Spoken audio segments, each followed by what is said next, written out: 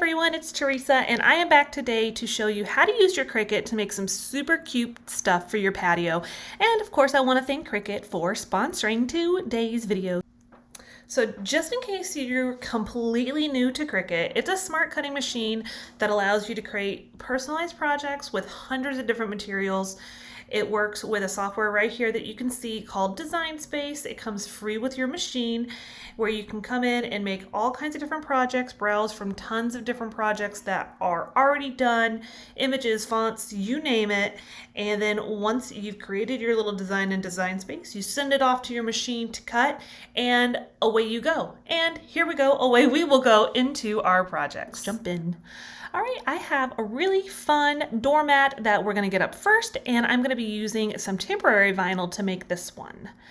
We're starting off in the Cricut Design Space, and I'm going to set up this rectangle to kind of serve as a template, like a little bit of an idea for size for my doormat. So I'm just gonna add in my measurements. The mat I am using is from IKEA.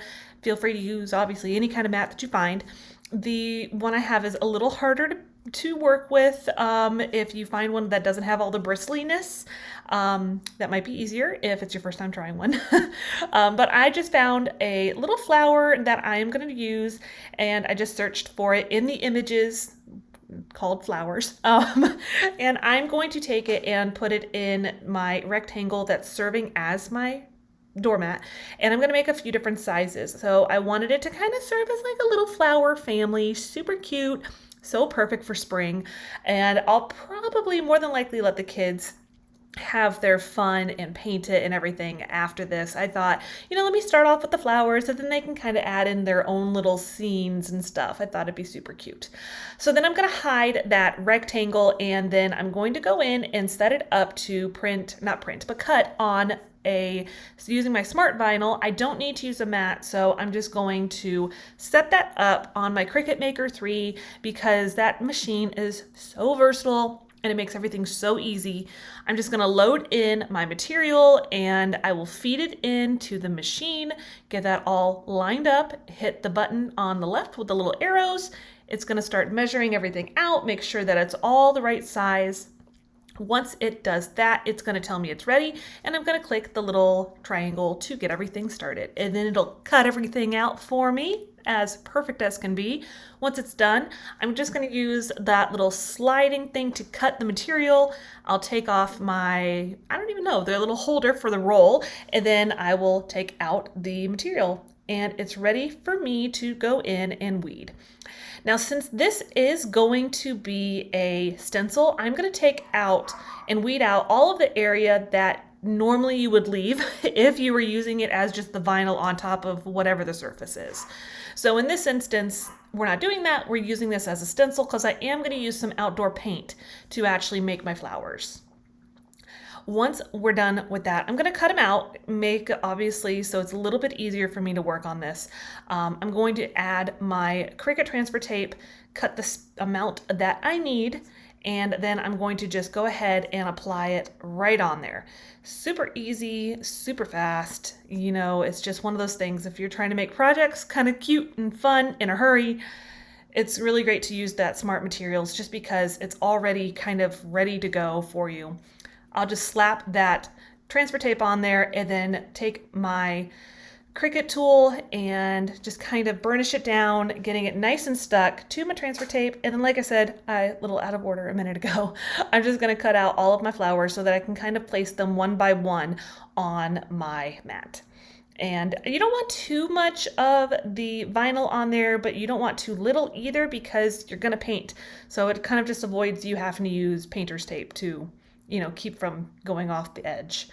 I will then take my transfer tape with the vinyl off of the backer, and you want to do it kind of slow. And with the smart materials, it's got a little bit of the backer part is a little bit plasticky, so you got to work with it a little bit, but it's just the ease and quickness of getting it into your machine and cutting. I think it's worth it. So we're just going to work that all the way down. If you go super slow, usually it kind of just eventually will kind of start to peel off the way you want it to. I'm going to position that on my little mat, and I'm sorry, it's a little off to the side. I'm dealing with a different space of filming right now until I get everything set up in my new, well, not my new room, but you know, all the stuff I'm kind of setting up in my room. So then when you're starting to peel back your backer, this isn't normally this difficult, but it's the rug that is really hard for everything to grab onto. So just go slow, keep your transfer tape really low, and then use your varnishing tool to kind of hold it in place, or use your hand to hold it in place. And then there you go. See, it's ready to go. Now what I'm going to do is I've taken my heat press, I had it warmed up just a little bit, and I'm just going to do a quick press right on the top of it just to kind of help get it to stick a little bit better, because again, this rug is a little troublesome. I'm going to take some outdoor paint. These ones in particular are from Arteza. I'm going to list the colors down for you below just in case you're curious. And I'm just going to actually take them and paint them all into this stencil. Now you can use a sponge brush, and you know, if you're going to do that, you just go straight up and down. I felt like a paintbrush was going to be a little bit easier, just for the simple sake of not having to take the paint out of the container, worry about taking out too much, not taking out enough. You know, so that's why I am using a smaller paintbrush, and I'm doing the same motion though, especially around the edges, straight up and straight down, kind of pouncing it into that little mat. I did all of the green first for the little stems and the leaves, and then I'm going to do some of this beautiful purple color to kind of pose as my girl flowers. It's a flower family, so I'm just going to go through and do my purple on my kind of like second to biggest one, and then I'll do it on my smallest one, and then I'm going to switch here in just a minute. I'm going to switch over to red for the other two flowers. It's just going to be super pretty and cute for kind of that spring kind of colors, and it's just a lot of fun. So I'm going to start off then on the red. I thought I did the other purple one first, but I did not. I went into the red one. But you just kind of have fun with it. Do what you want. You could even let the kids do this part once you put down the vinyl. If you want to let the kids kind of come in and paint the flowers the way they want to, it's a super fun project. And then the easiest part is just peeling off all of the vinyl. It comes off super easily just because this mat just doesn't hold on to them as well as I would like it to. But then you're just going to take your weeding tool and kind of get that middle part off as well. Try not to drop it, because at this point, at least for me, it's still a little wet. I didn't let it dry completely, but it is a little bit damp still. And that will be the end of the project. Here's how it looks outside. I think it's just a cute little touch to kind of add on to your, outdoor decor. Next up, we are going to make some of these planters for kind of a hanging vertical garden. Now I've got these tins that are little planters that have some hooks on them. They're from Hobby Lobby. And if you're going to check them out at Hobby Lobby, I highly recommend when they have all of their galvanized cans and stuff on sale. You can get them like 40% off, and nothing wrong with that, right? I am cutting these ones out with permanent vinyl because I am going to just put the vinyl directly onto the pots. So I'm going to go through and weed everything out that is the excess. I'm going to leave all of the wording like you normally would. I don't know. I think the other one is called reverse weeding, and this one is called weeding. And I'll go through first and get all of the, the little circles out of the Y, or the little parts out of the E's, those kind of things. Those are what I like to do first. And then I'll go through and just weed out all of that excess, making sure that my letters kind of stay where they're supposed to, that they don't, they don't go rogue on me and try to stay attached to the actual vinyl itself. And originally I was actually going to put like a really cute little rosemary or lavender like pick looking thing, but these ones in particular were a little bit too small to do that with, so I ended up taking the easy route and just kept with the letters. And mostly because those ones in particular were very detailed. It was going to be like, okay, I don't want to sit here forever with that. It'd be really easy with heat transfer vinyl though. I'll show you in a minute a heat transfer vinyl project. Once that is all said and done, I'm going to get the same transfer tape and take off the backer eventually. It's like, I don't know. Do you guys ever have that problem? I have such a hard time sometimes with that, getting that backer to come off. There we go. Now we got it. Now we're going. And on these ones, I'm actually just going to put my wording and everything directly on from kind of the other way. I'm just going to place it right on top of it, and then I will get my scraper tool and just burnish down on all of my wording. I'm going to cut around, of course, to trim off all of the excess of the transfer tape. And then we'll be started to get ready to put them on to the little pots. And it's going to be so cute. I haven't had a chance to plant them yet. We've got a little garden going, and I've got some stuff that's already started in my ground, raised garden bed kind of thing. And these are going to be just a really cute thing to have kind of sitting up near the patio. That way I can just run out there real quick, grab my herbs that I want for whatever I'm cooking, or if I want to dry them out or whatever. It's just going to be super cute. See, these ones are working a lot easier with going straight on to that galvanized metal, and I'm just going to peel back the transfer tape and away they will go. These were kind of the ones I thought would be really fun to have available, just mostly because some of them smell so good, or I don't know. I'm thinking about trying to do like my own, I don't know if I want to do my own candles or want to just add them to some oil or what. I mean, obviously they're good for cooking, but I kind of want to make like candly, smelly stuff. I don't know. You guys have to let me know. What do you do with your herbs? Do you dry them out? Do you use them fresh? Do you use them to make scented candles? I'm just curious, like what other things can I do with them? Leave me a comment below. Once they're done, I actually am going to go ahead and make some holes in the bottom of them so that the water has somewhere to go. Otherwise, I'm afraid they'll end up with too much water.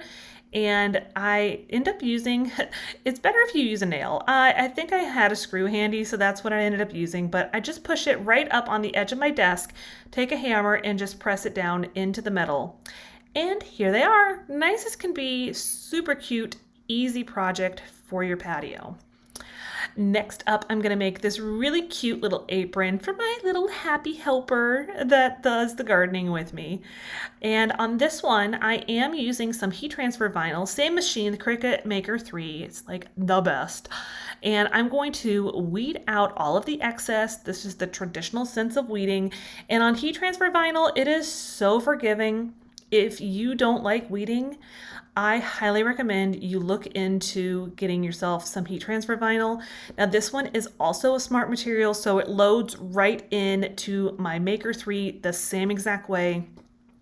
The biggest thing when you're using heat transfer vinyl, obviously you're going to be putting it on an item using some of the heat, but you're going to want to make sure you mirror it. That's like the most important thing. Now I know what you're thinking right now. You're like, wait a second, Theresa, you're weeding out the letters. What are you doing? There's a little banner you're going to see here in just a second. And I felt really sad for doing this and using so much of that excess around there, but I was pressed for time on this one, so I was like, okay, I'm just gonna get rid of it. It's all right. And I've got my little apron ready to go. This one is just off of Amazon, and if I can remember correctly, I will link it for you below. It's actually not a kid's one, but I thought it was super cute. They come in like a pack of 12, so don't be surprised if you see some more aprons in the future. But I thought it'd be super cute. I could make some, for the gardening stuff. I could make some for the kitchen. I've got some nephews that like to, work in the kitchen. Their dad is a chef, so I thought it'd be super cute to make little aprons for everybody. So I've got my Cricut heat press all ready to go, set at 315 for 30 seconds. And the apron is like a poly cotton blend. I guess that's a good word for it when it's a blend, right? Then I will peel it all off. It says to wait for it to be cool to the touch, but this baby just came off so nicely when it was still a little bit on the warm side, so I wasn't mad about it. I've got this little part. It's supposed to be like the little part for your shovel, so I'm just going to put a little bit of heat-resistant tape on there just to hold it in place, and I didn't think I needed the tape on the wording, so I'm just going to plop just that sheet of wax paper right on top there. Parchment paper will work just as well too. Same thing, you press it, and here it is. So cute. My kids they love them. They think they're so fun and adorable.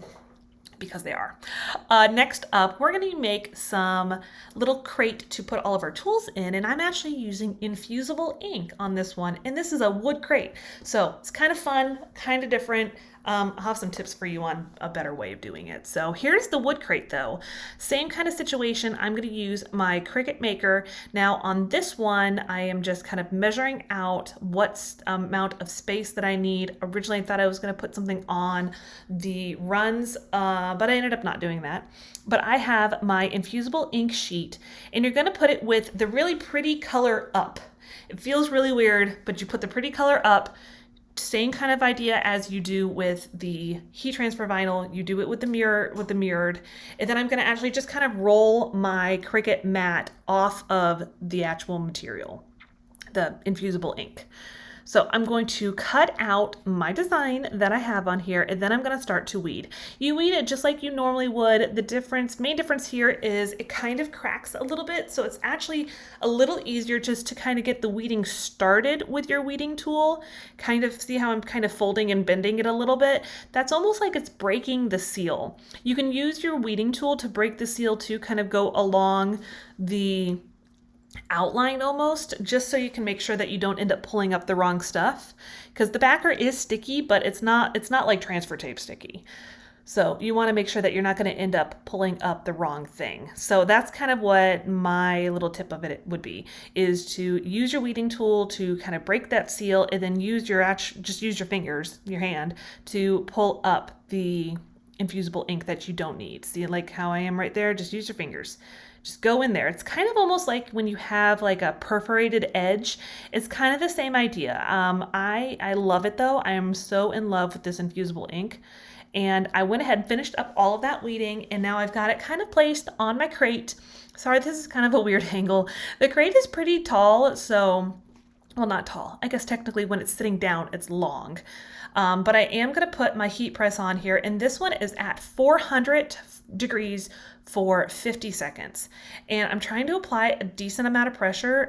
If I had it to do over, I would have done it at a little bit better of an angle, because it ends up leaving like a little less of the, I guess, the pressure and the heat and stuff on the bottom part as opposed to on the top part. And you'll see here in just a second what I'm talking about. So next time I would probably just do it on the floor so I could actually get to the top of it a little bit easier. But you're just gonna peel it on back, and you can see it didn't transfer all the way on the bottom, but I'm not mad about it. I still think it looks pretty cute. Here it is though, outside with all of my tools ready to go, ready to get my garden on. And I hope you guys had a fun time today with today's video. I've got some more fun stuff coming up for you. I will probably be on just a little bit of a break, maybe like a week or so. I've got to get my craft room kind of sorted out, so that's coming up soon. Hopefully I'll be able to share that with you soon, and I hope you guys are having a great and wonderful day, and I will see you next time.